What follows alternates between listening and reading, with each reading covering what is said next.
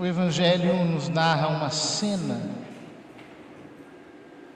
que, na verdade, é apenas uma demonstração prática, uma demonstração plástica, eu diria, do ensino de Jesus sobre a fé. O menino epilético sofre de ataques muito fortes. Diz-nos o texto que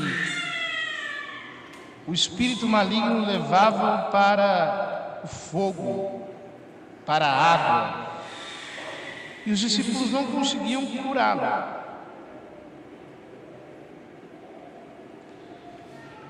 Então Jesus responde, ele está descendo do Monte da Transfiguração, quando vê aquele alvoroço. Ó gente sem fé e perversa, até quando deverei ficar convosco? Até quando vos suportarei? Trazei aqui um menino. Ele chama os seus discípulos de gente sem fé e perversa. Por quê? Porque nós somos justificados pela fé. Apenas quando a fé entra em nosso coração, nós somos purificados. E a santidade acontece em nós quanto mais nós crescemos na fé. O que é a santidade? A santidade é o predomínio completo da fé sobre alguém. É quando um homem é movido pela fé, unicamente, e não mais por nada que os seus sentidos lhe apresentem. Esse é um contemplativo. Esse é um místico. Esse é alguém que efetivamente foi transplantado do império das trevas para o reino do Filho do seu amor. Porque ele já vive como que capturado pela fé sobrenatural. Ora, o homem sem fé é o homem natural. É o homem que não tem a vida sobrenatural dentro da sua alma predominando sobre a sua vida biológica. É esse que São Paulo chama de homem psíquico ou homem animal. É o homem em que a sua vida biológica tem a última palavra. Se ele tem vontade de comer, ele come até a vontade passar. Se ele tem vontade de um prazer ilícito, ele o faz sem nenhum peso na consciência, até que ele fique exausto de prazer. Se ele está com raiva, ele extravasa aquela raiva. Se ele está com medo, ele extravasa o medo. É um homem animal. Vive para o corpo. Ele gosta de tudo aquilo que os sentidos lhe apresentam, do brilho das coisas terrenas, das diversões, tudo aquilo que é fisiológico. É o homem que conhece apenas a alegria de tipo carnavalesca, que é a alegria animal, fisiológica, feita de folguedo, de alvoroço. O homem espiritual, não. O homem espiritual aprendeu a viver uma vida sobrenatural. Por quê? Porque Deus colocou a vida sobrenatural nele. Uma vez eu estava num evento, eu ainda era adolescente, e eu vi um surdo de nascença sendo curado na minha frente. O homem nunca tinha ouvido nada. De repente, ele começou a ser invadido pelo som. Não sabia falar, começou a gritar e foi um alvoroço. Deus o curou na frente de dezenas, centenas de pessoas. A fé é uma espécie de audição espiritual. Ou seja, o homem natural, ele não percebe Deus. Ele só percebe o que o seu corpo percebe. Ele só se alegra com o que o seu corpo se alegra. Portanto, ele não tem aquela percepção sobrenatural do que escapa dos seus sentidos, até que ele se converte. O que acontece quando alguém se converte de verdade? É como um morto que ressuscita para a vida sobrenatural. Aquele mundo não existia para ele. Agora aquele mundo começa a ser real. É como um surdo que recupera a audição. De repente, ele descobre o mundo dos sons. Os sons invadem a sua audição. A fé é uma virtude, é uma potência, é um hábito, é uma capacidade que milagrosamente Deus infunde em nós.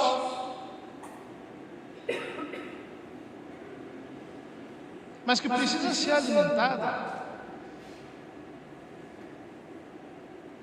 Ou seja, se nós decaímos para o mundo dos sentidos e não temos uma vida espiritual, não temos uma vida mortificada, não temos uma vida realmente voltada para as coisas do alto, se nós não elevamos os nossos pensamentos a Deus, se nós não convivemos com Ele, se nós não expulsamos do nosso templo interior os vendilhões,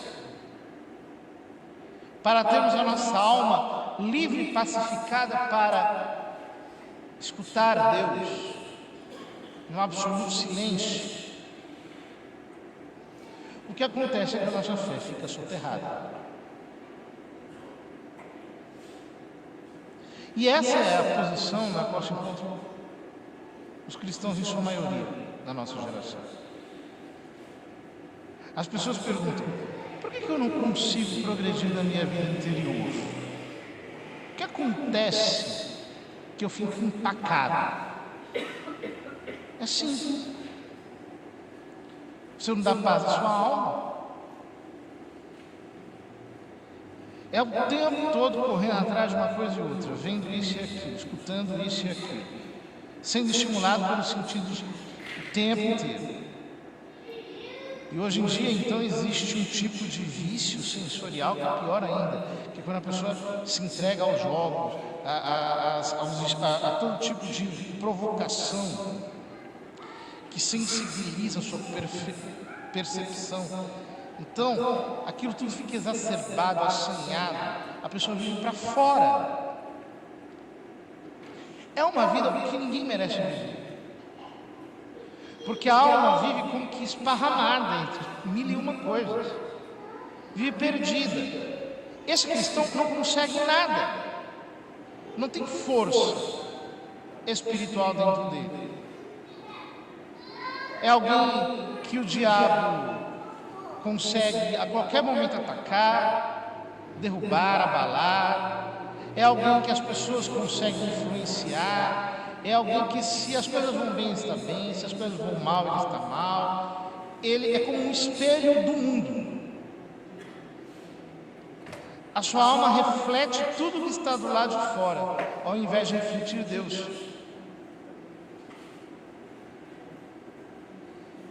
E, portanto, é como alguém que está o tempo todo sendo atiçado, assanhado. E é impressionante, porque o diabo não gosta de ver ninguém em paz. Basta você dizer, olha, agora eu vou rezar um pouco. 3.000 demônios vêm armados para te tirar daquela posição de tranquilidade e quietude. É um que chama, outro que grita, é outro que pula. Tudo que acontece para poder te mover daquele lugar de interioridade. Se você se deixa levar, nunca você entenderá o que é a fé. A fé para você será uma crença vaga, uma adesão bem superficial a Deus, a sua palavra. Como alguém que pega a Bíblia e diz assim, eu acredito no que está aqui, mas não sabe o que está escrito aqui. E se sabe o que está escrito, não sabe a relação que isso tem à realidade. Então é tudo teórico.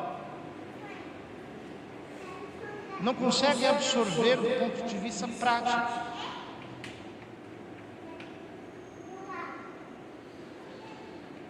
O homem espiritual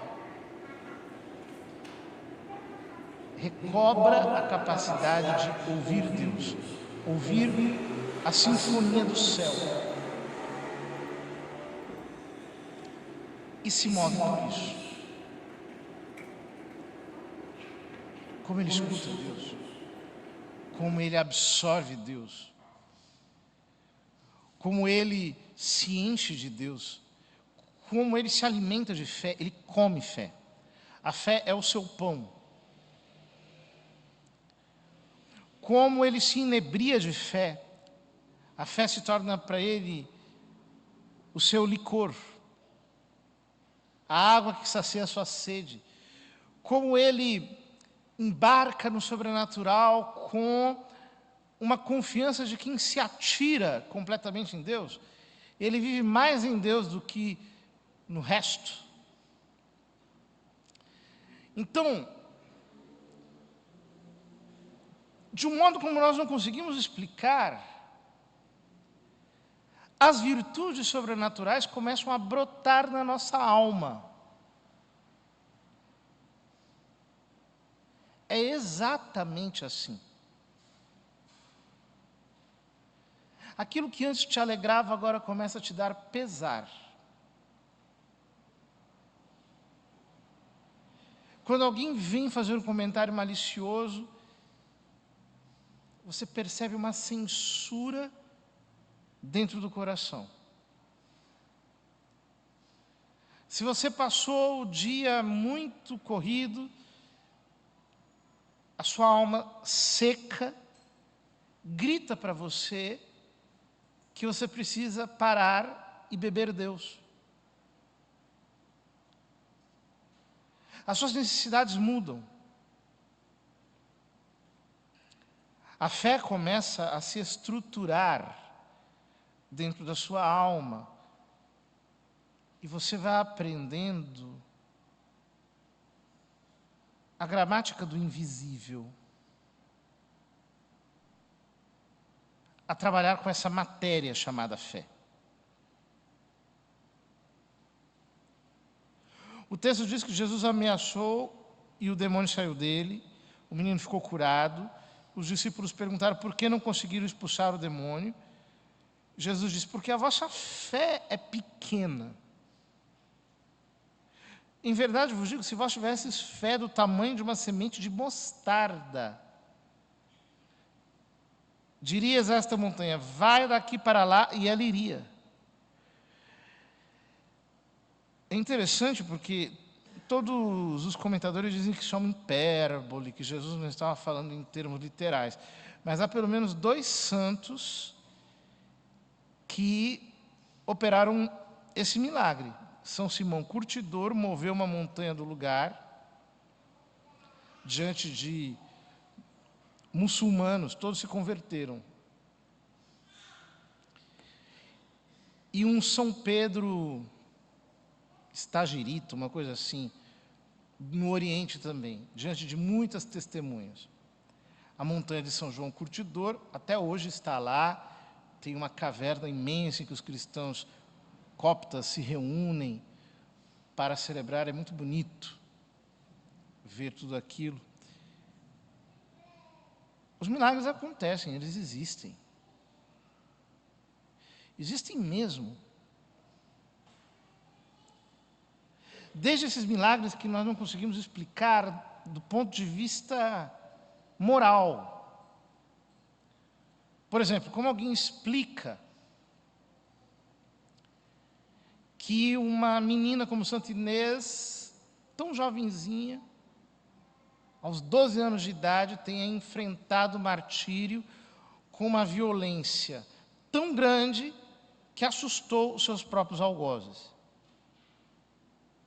Ou a virgindade de Santa Luzia, por exemplo. Como é que alguém explica a desproporção que existe naquilo que os santos fazem? Isso vai desde os tempos apostólicos, passando por grandes missionários como São Francisco Xavier, que nas suas viagens ele deu 3 voltas ao mundo completamente nas distâncias que ele percorreu. Batizou mais de 1 milhão de pessoas. Como entender isso?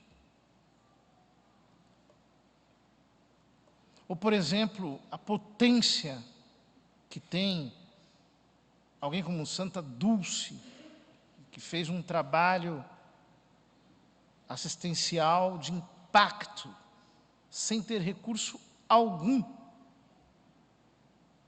Tantos outros santos que foram muito além do que a possibilidade humana pode. Isso é milagre. São pequenos milagres morais, mas são milagres. Escapam ao nível de virtude que é esperado de uma pessoa normal. Existem milagres de ordem real mesmo. Milagres como esse que eu descrevi, do homem que ficou curado de surdez na minha frente, outros vários que eu já presenciei, mas não só isso, milagres documentados, que não tem possibilidade de explicação alguma. E, mesmo que tivesse, a relação que existe entre o evento e a oração, e tudo que aconteceu para que as coisas se dessem daquele modo, é um intrincado, tão sofisticado, tão perfeito, tão inteligível, que não tem como a inteligência não perceber que é Deus que fez aquilo. Mesmo os mais céticos dentre os céticos colocaram a mão na boca diante de certos milagres. Ora, esse poder reside em nós, pela graça. E por que ele não se manifesta?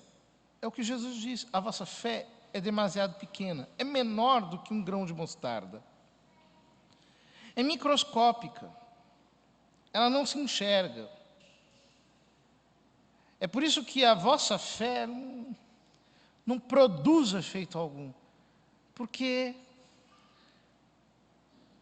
vocês estão soterrados nas exterioridades do mundo dos sentidos. Não entram para a aventura da espiritualidade. Queridos irmãos, peçamos ao Senhor que nós descobramos a fé como firme fundamento, como nos diz a Escritura. A fé como firme convicção acerca das coisas que se esperam, a certeza acerca das coisas que se não veem, como diz o capítulo 11, versículo 1 da carta aos Hebreus. Que nós aprendamos a viver de fé, a comer fé, a mergulhar na fé, a estarmos numa atmosfera de fé. Então, nós conheceremos a Deus. Não de ouvir falar, mas porque perceberemos o efeito da ação da graça em nós. É o que dizem as pessoas que rezam, né? Elas falam, a gente reza, reza, reza, parece que nada vai acontecer. Aí passa um tempo, aquilo acontece, eu falo, meu Deus, aconteceu. Como é possível? Oração. A fé é assim. É uma força real. Não é uma teoria, uma explicação. É uma força real. Mas que para entrar em operação, necessita de um estilo de vida em que nós a priorizemos sobre todas as coisas.